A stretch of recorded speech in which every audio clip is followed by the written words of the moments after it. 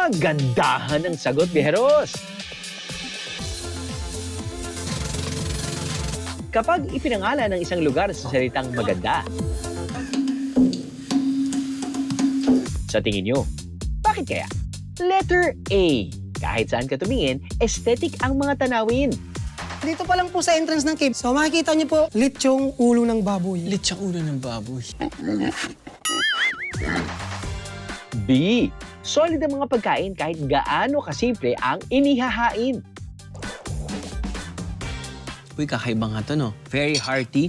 Sarap kainin. O C. Enjoy ang bawat pasyal dahil sa mababait na kasamang lokal. First time kong nilaro to, sobra ako nag-enjoy. Ang sagot, walang mali. All of the above. Dahil sa Pasay, Samar, lahat ng nabanggit ang nagpapaganda sa kanilang bayan. Paano ba to? Hindi mo ma-explain. Pero kung ano ang pinaka-top answer sa mga yan, yun ang dapat niyong abangan.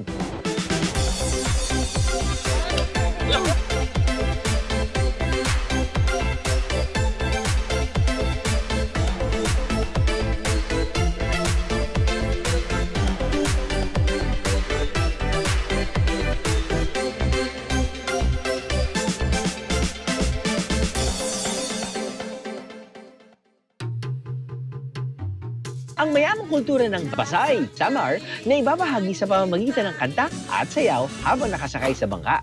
Paandar!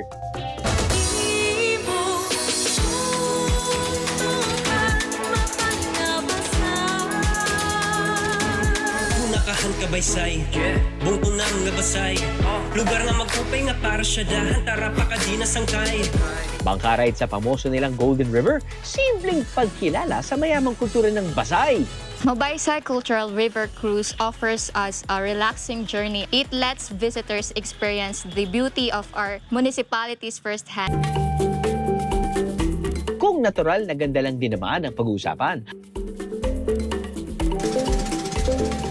ang ipinagmamalaki ng Pasay, hindi lang pang sightseeing. Umaagos din sa samut-saring adventure.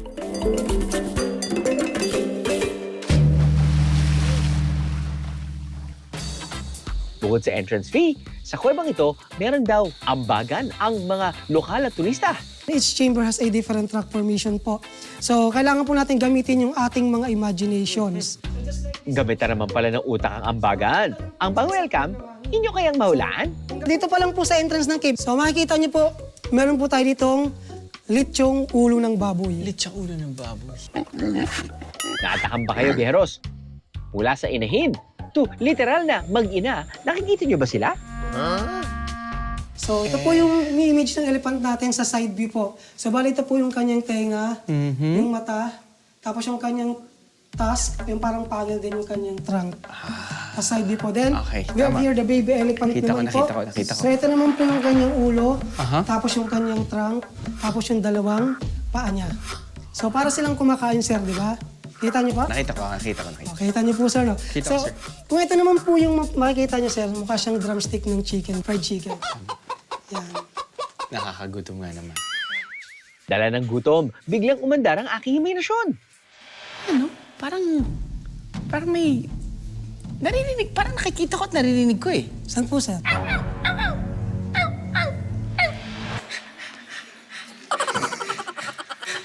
Ano ba yan? Nawawalang aso ba yan? Totoong aso ba yan? Or, ay ba, parang dashan nga yan ah.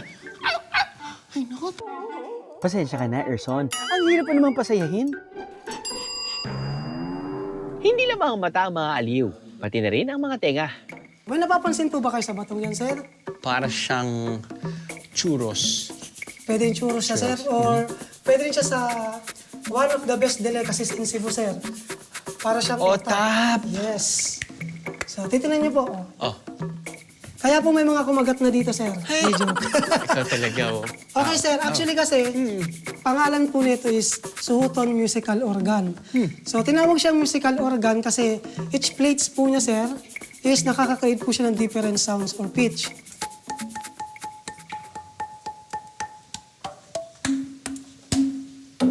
Kaya tinawag na OTAP. Happy birthday to you. Happy... Okay na, that's it. Mula sa natural na musical instrument, dito naman tayo sa natural na tulay. Mistulang arko na nagdurugtong sa dalawang mountain ridge ang tulay. May taas itong 120 meters. Sing taas ng building na may 35 floors, Bejeros. Pagmasdan yan habang sakay ng kayak.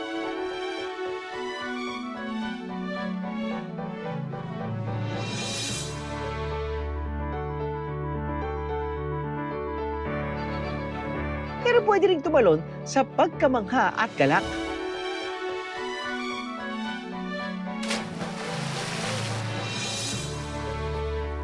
Ginawa rin bilang protected area mula pa noong 1935 ang Sohoton Caves and Natural Bridge. Yung almost 100 years po, yung people organization po na meron po tayo, sila din po totally yung tumutulong po na masustain po yung kagandahan, yung ma-preserve po yung Sohoton Cave and Natural Bridge po. Para masilayan ang geological masterpiece na ito, meron silang caving packages na kasama na ang entrance fees, local guides, bangka, at equipment rental ng protective gears. Sarili mo na lang dadalhin mo.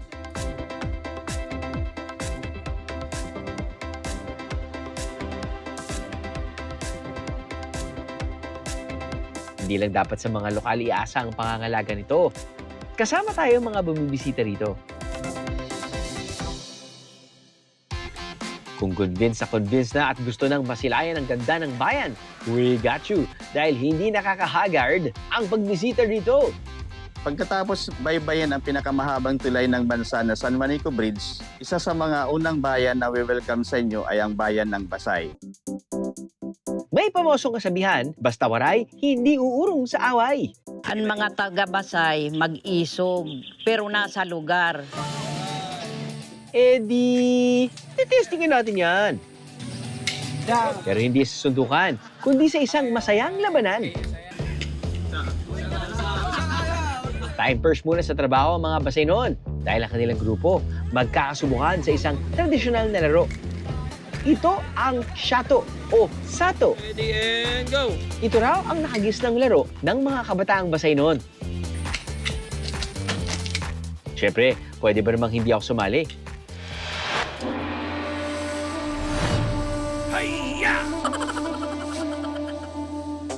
Sa first round, ako na ang mauuna. Dalawang kamay, mas malakas. Okay. Gamit ang mahabang patpat, kailangan maitsa ng hitter sa malayo ang maikling patpat. Ako ang hitter. Kapag nasalo ng catcher ang patpat, taya na ang hitter. Pero dahil hindi nasalo, iahagis ng catcher ang maikling patpat sa hukay. Kapag natamaan ang mahabang patpat, taya na ang hitter. Pero dahil biyahe ko to at ako ang naging taya. Practice lang mga kuya, ano ba kayo naman? Ito, akin na to. Game. Wala na pang baliw.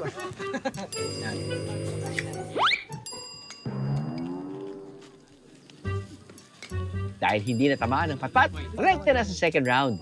So, pwedeng ganyan, pwedeng ganyan. Kailangan ihagis at paluin ng hitter ang maikling patpat. Dahil hindi nasalo, may chance ako na paluin palayo ang patpat para naman mga puntos. Nyek, nyek, nyek. So, 1. Ramdam ko yung success sa 2 puntos. Damang-damang kumbaga. Kaya third round na. Kailangan mapatalon pataas ng hitter ang maikling patpat. Habang nasa ere, kailangan itong matamaan. Sa bawat palo, madaragdagaan ng puntos.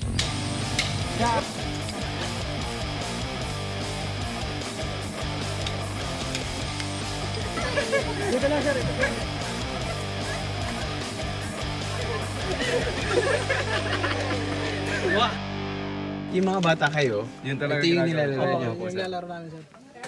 Bago natin nilaro ngayon tong laro na to, kailan yung huli yung nilaro ito? Matagal na sir, hindi ko naman sir. 1990. Kahit siguro sir ng mga nauna pa sa amin ng mga kapatid namin, yun na talaga. Yun na talaga. Pero syempre nilaro niyo last time to, matagal na. Ano pong naramdaman niyo na nilaro niyo to? Meron ba? Masaya. Para bumalik sa dati. Magiging bata. Oo, hindi. Sa pa yung bata. Naging bata ulit kami, sir. Naging bata ulit kayo. Ako, sa totoo lang, first time kong nilaro to. Tapos nun, yung level 1 pa lang nga, nakala ko yun yung laro, parang masaya na. Tapos may iba't ibang level pa na kahit na nag-score ka na, kung hindi mo matamaan, babalik ka sa 0. Sa mga lugar tulad ng Pasay Samar, hindi lang basta laro ang sato. Naipamamala sa pagiging mapamaraan at naipakikita rin na ang kasiyahan nakakamit kahit sa mga simpleng bagay lang. The best sa Basay, yung mga tao dito ay mababait, kontento sa pamumuhay. Kaya po, the best mag-stay dito sa Basay. Kung ang larong sato hindi pa rin nila nalilimutan, ang putahe naman ito sa Basay Samar, hindi na raw kilalang ng mga lokal. First time na narinig ko or na tikman ko. Pero para sa mga nakatikim na nito, na ibabalik daw ang alaala ng kanilang kabataan. Kung baga, original menu na ipinasa sa amin. Sa barangay Panugmonon, ang gabi, imbis na lagyan ng gata, kinikilaw. Simpleng putahe pero mayaman sa mga alaala. Isa kasi ito, pamanang putahe ng mga nakatatanda. Tulad na lang ng lolo at tatay ni Lito. Usay ito niyan mga naging kasagaran menu namon. Namon lolo nga kuamantoya parang uma. Tapos pagkatuon niyang kanon, diretso yan nagkukuhain hininga kuan ng gaway. Tapos iyagin samtang nagtutuon niya gaya naging bubutang ha kuan na ilarom han iya gan kalayo. Magpahanggang ngayon, iniluto pa rin ito ni Lito. Nang sa gayon, ang pamanang putahe hindi mabaon sa libot. Maran man kita kalibutan niya na nga adat kuan adat mga fast food. Di taliwat ito madidiwarahit kanit kabataan pero panining kamutan nga may pasag yapon.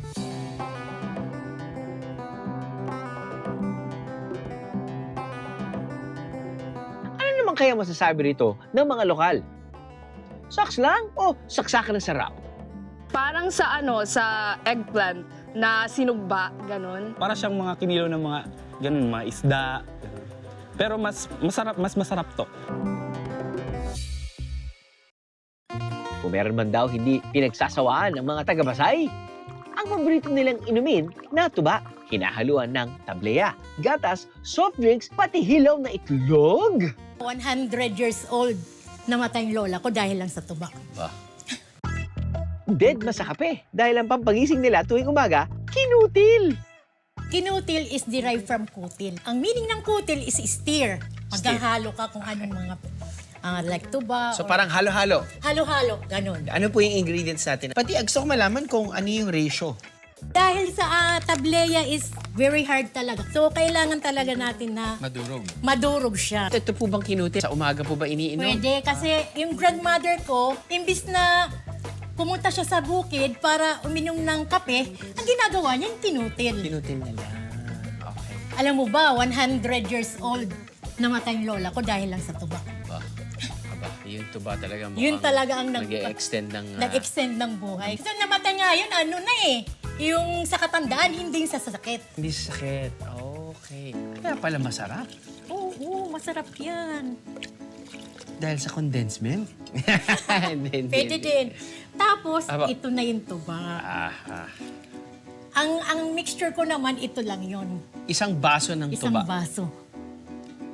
na iniinom mo na muna bago Pwede mo din, gusto ihalo. mo tikman. Tama. Ano siya? Wala na siyang tamis. Wala na rin siyang asin.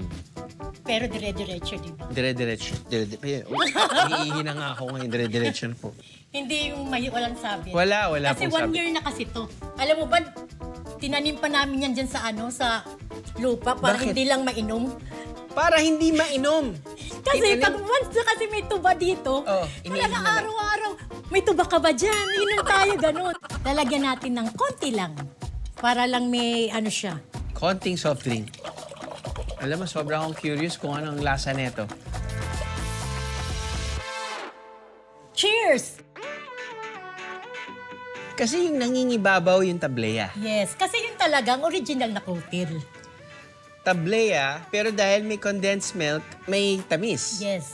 Pero sa likod ng aking dila, nalalasahan ko yung bitterness ng tuba.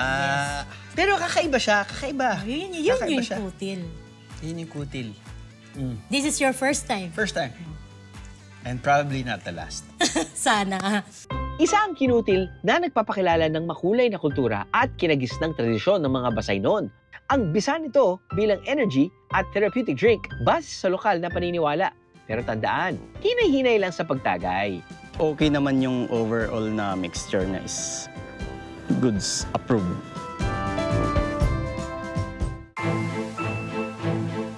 Mataas ang pagpapahalaga ng mga Basinon sa mga pamana ng kanilang mga ninuno. Ganon din sa pinakamataas na talon sa kanilang bayan, ang talon. Tanong, worth it nga ba itong balik-balikan? Ang magpapasyal sa atin sa ipinagmamalaki niyang bayan, ang Miss Basay Tourism 2025 na si Joanna Marie Padok. Matatagpuan sa barangay Girang ang Balantac Falls. Here in Balantac, may 3 falls. Falls 1, 2, and 3. Tapos may dala niya swimming pool na Tikangha Falls. Ito big. Matapos ang hindi mabilang na chika per minute, finally, sino ba namang hindi mapapa-aura kapag ganito kaganda ang kalikasan, di ba?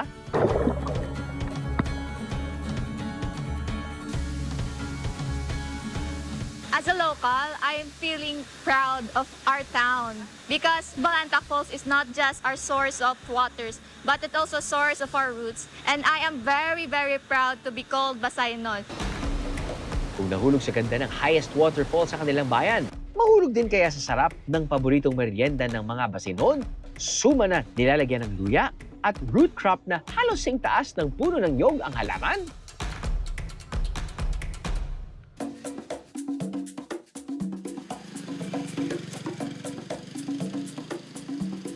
Kurakong. Kurukod. Kurukod. May nagsabi sa akin ng kaibigan ko na lahat ng kakanin dito sa Basay ay binibenta sa isang lugar na lang. Yes, so. Magkano po ba isa? 10 piso. 10 piso. Na. Ang puting kurukod nila rito, sinasangkapan ng luya. Ayun. Ito talaga, nararamdaman. Nalalasahan ko na yung luya. Pati yung alat. Kasi yung mga diabetic, gusto lang talaga nila yung may asin. Yung may asin, pati kung wala silang nakukuha ang tamis, yung texture pa din ng pagnguya nila ng suman, masarap pa din. Sa mga taong medyo conscious sa kanilang sugar intake, ito yung pwede nyo maging option. Itong klaseng suman na may gata, na may asin at may luya. Pagdating sa paggawa ng kurukod, ang expert daw dyan, si Nanay Exoperia ng Barangay Magallanes. Dahil sa halos buong buhay na siyang nagluluto ng kurukod, mitikuloso siya pagdating sa paggawa nito.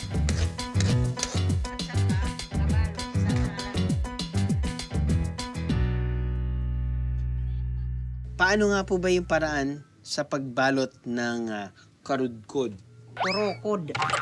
Mali, kala ko tama na ako. Kurukod. Kurukod.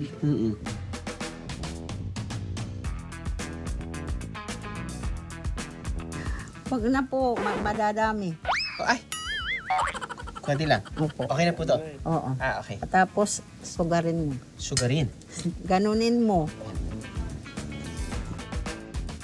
Makunti pa. Ganun. Kunti pa ganun. Sugar. Sige na. Tapos, sige na.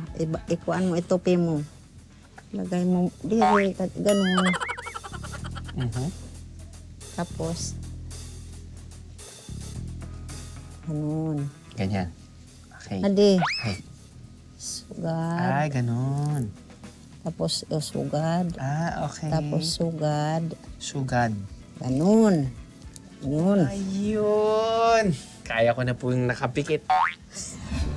Relax. Patience.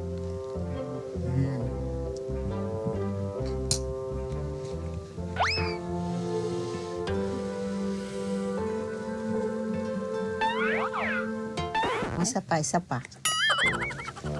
Tama na. Yun, yung pag ganun yung ano, yung doon. Sugat. Yan. Nagbabalot pa lang naman ako ng suman. Pero bakit parang mangangagat na si nanay? Pag hawak mo, kaharapin mo dito sa mo. Naman na po. Sabi ko, yung ano doon eh. Yung ito, pag ganun sa pa-face tuyo. Face sa akin. Okay, face sa akin. Oo, Okay, yan. face sa akin. Face sa akin. Okay.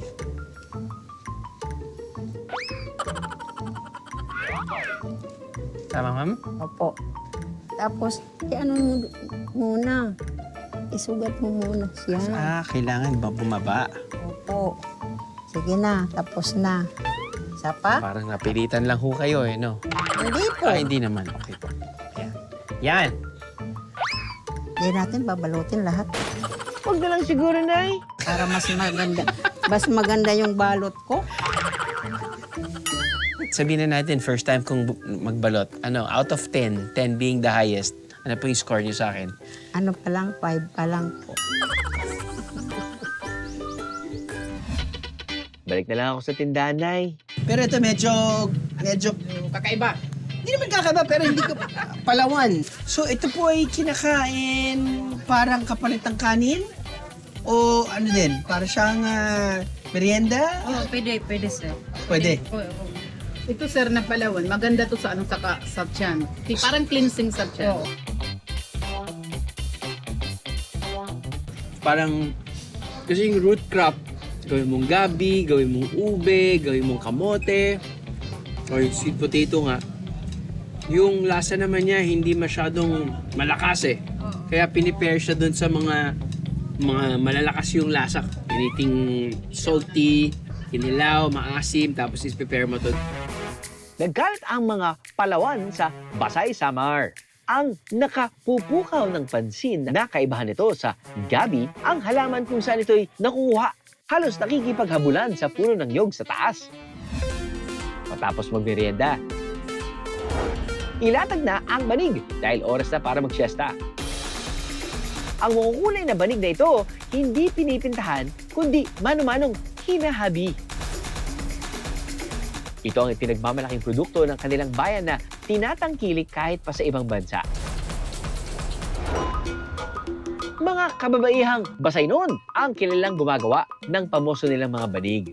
Pero ang say ng mga kalalakihan, may ambag din daw sila riyan.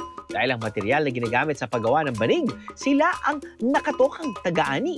Ano bang hinahanap natin? So, ang tawag mo dito sa amin, ang tekog. Isang klase ng damo ang kanilang ginagamit. Kung si Arnel parang dinadampot lang ang mga damo, ako, Naputol ko yata. partita damo na lang yan, ha? I guess yung challenge dito ay hindi pwedeng isang madami, di ba? Kailangan isa-isa talaga, no, Kuya Arnel?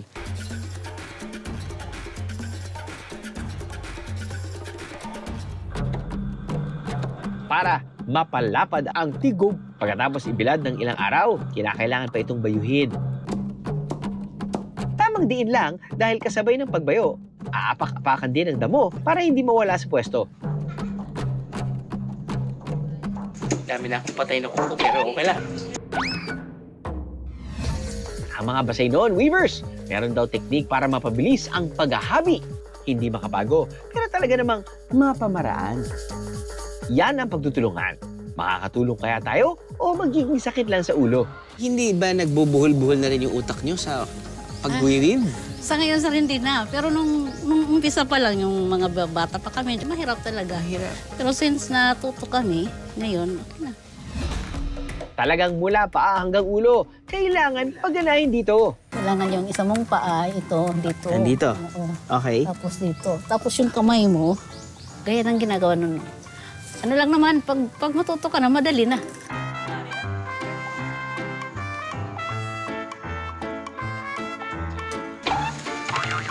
Oo lang talaga ako, pero hindi ko pa rin talaga maintindihan eh. Tama na nga, tutulong na lang ako sa paraang magigising ang lahat ng inaantok at nabuburyo. Eto na nga, sa tingin niyo bang babalikan pa si pati si malabo. Malabo na? Bakit sa tingin? Hindi na yata, sir. Ano nga ba? Maghabi? Ayaw? Magmarites? Gusto? Di tulad ng pagmamarites, hindi nila minamadali ang paghahabi. Matagal man dahil paano-mano, garantisado namang hindi nakukompromiso ang kalidad ng kanilang produkto. Usually, sabihin na natin itong size na to. Anong pong size na ito? Family. Family. Ano pong size ng Yes. family? Ang haba niya ay 2 meters. And this, Mga ilang araw, ilang oras? Week. Ilang Days. linggo. Yes. Kasagaran talaga 1 week ang family. 1 week. Oo, mabilis na yun. Ilang Mabilis na tao nagtatrabaho dun sa kada Yung sa family, sa 1 week, isang tao pwede. isang tao pwede? Pero pag kailangan, madali, may order na madalian, kailangan pagtulong-tulungan, mga tatlong tao. Pwedeng kumbaga i-bilisan. Oo, makukuha ng 3 araw. Wow, Tatlong gagawa yun Wow. sa isang family size. Tapos nun, magkano po yung benta? Ano lang, 1 to. 1,200 sa ganitong Yes. size. Wow. Hindi lang basta banig ang nagagawa nila rito. Literal na samut-sari at kung ano-ano. Isa sa mga kamay na nasa likod ng nagagandahan mga disenyo ito, ang mahigit 5 dekada ng naghahabi na si Nanay Julita. Meron na akong natapos na mga anak sa pagbabanig lang. Sabi ng nanay ko, yan talaga ang pamana lang namin sa inyo dahil mahirap lang kami. Kailangan kasi maisalin sa mga sunod na henerasyon. Kaya kami ngayon, ang ginagawa namin, itong mga bata, tinuturuan din namin. Sa pagmamahal ng kultura, kailangan talaga namin ipagpatuloy ito. Bukod sa Saob Cave, nagkalat sa buong Pasay Samar ang gawaan at bilihan ng mga tigog banig.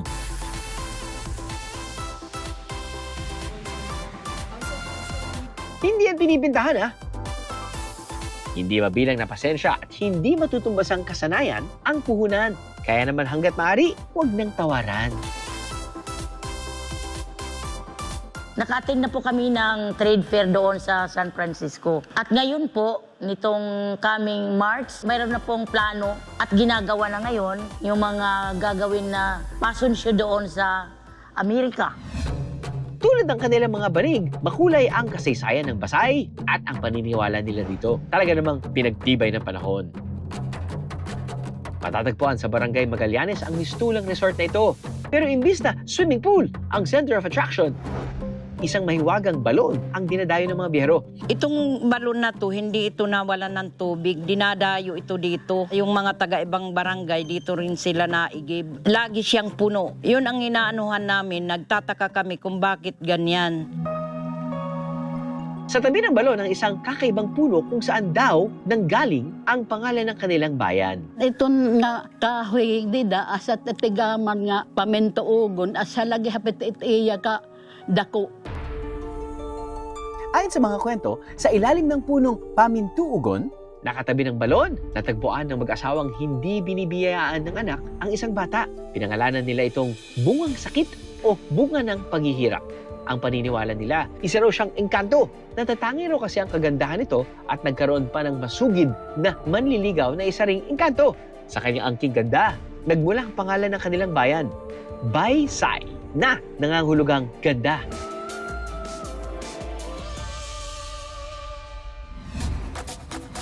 Busog na ba ang mata at isipan sa mga kwento at pamanang kultura ng Pasay?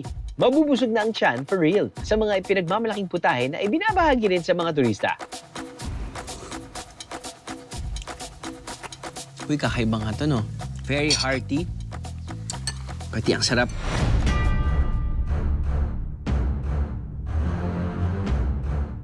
Ang tapatan sa Kailan mula sa Barangay Magallanes at Barangay Panamugnon. Para uminit ang laban, mag-uumpisa ang tapatan sa Pamilihang Bayan. Sa loob lang ng 5 minuto, kinakailangan makumpleto ng magtatapatan ang lahat ng kani-kanilang mga rekado.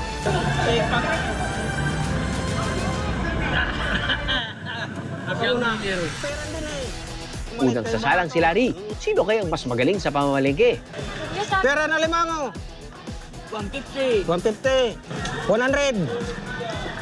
Sige. Sige. Sige. Sige.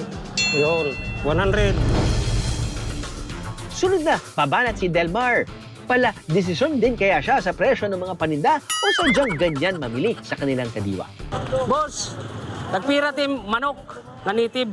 Bakay malitong boss, kay 700 din eh. Pwede makatawad. Pero malitim tawad ito. 350. Aba, over naman sa tawad. Oo, sige. Bakay li. Hindi naman sila kuripot. Sadyang murang bilihin sa kadiwa dahil direktang sa mga magsasaka at mangingisda ang paninda. At wala pang binabayarang upa. Ito pong kadiwan namin ay ginagawa namin tuwing Huwebes ng umaga. Initiative po ito ng local government unit ng Basay. Nakakabenepisyo po ang ating mga kababayan sa Basay Samar ng presko at mura na mga paninda. Kompleto na ang mga rekado ng magtatapatan. Kaya marapat lang na umpisahan na ang laban. Si Delmar naman ngayon ang mauuna. Ang ipatitikim niya sa atin, hinatukan na manok. Ang mas nagpapasarap sa putahe ni Delmar, hindi niya isisikret. Dahil po sa dugo na ipinatak natin sa nyog nung kinatay ang manok para pampalapot sa sabaw.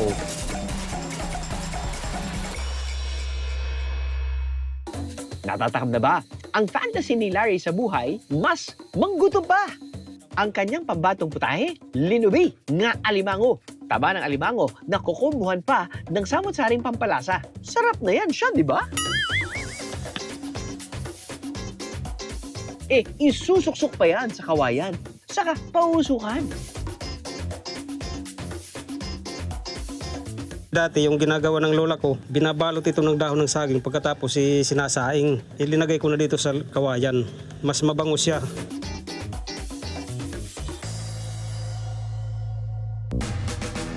Alin kaya sa dalawang putahe ang mas pasabog? Uy, kakaiba nga to, no? Ginataan, pero naglagay sila ng turmeric. Wow. Gets ko kung bakit Kitchen Hero. Wow. Alam mo yung mga ganitong dishes na soupy, na alam mong may gata. Para sa akin, iba yung depth ng lasa ng ganun eh. Very hearty. Pati ang sarap. Sarap kainin kapag, lalo na kapag umulan. But, lalo na gamit pa nila native chicken. So, mas malasa. Oh, yeah. Yummy. Yung kanilang pagluto ay very traditional. Nilagay nila lahat sa kawayan. Tingnan natin kung ano yung lasa. Minsan sarap. Minsan kasi iba yung nabibigay ng lasa ng kawayan talaga, lalo na kapag iniihaw.